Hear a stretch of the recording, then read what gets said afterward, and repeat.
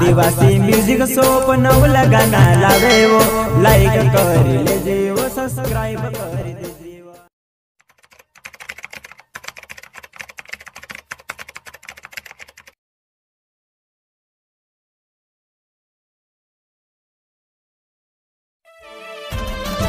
फरमाइश करता हुए राधे श्याम सोलंकी, काशीराम लहरवे, गोलू चले गाँव डेमरिया धूम मचाएंगे।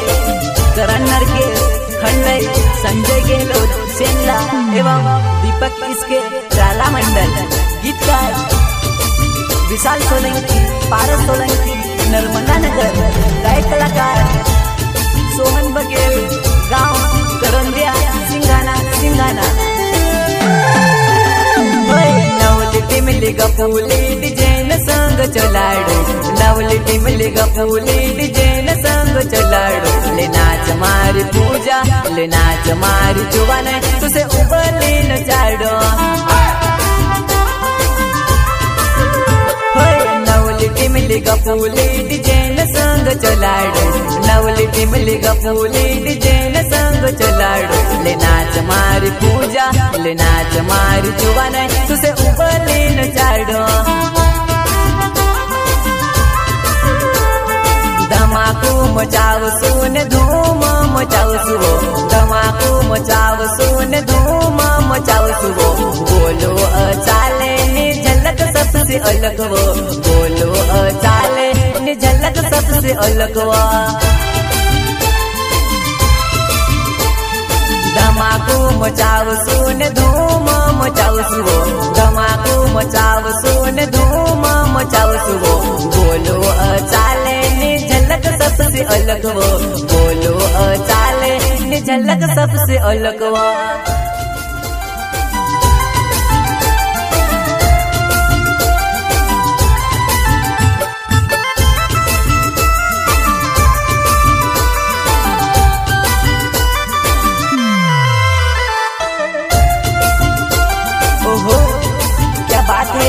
रोहिणी रिकॉर्डिंग स्टूडियो वाले रितेश किराड़ी, केहू चतमारू संगीत, वाह भाई वाह।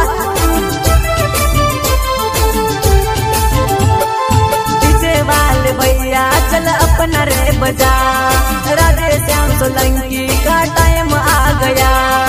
अच्छा डीजे वाले भैया चल अपना रे बजा, राधे श्याम सोलंकी का टाइम आ गया।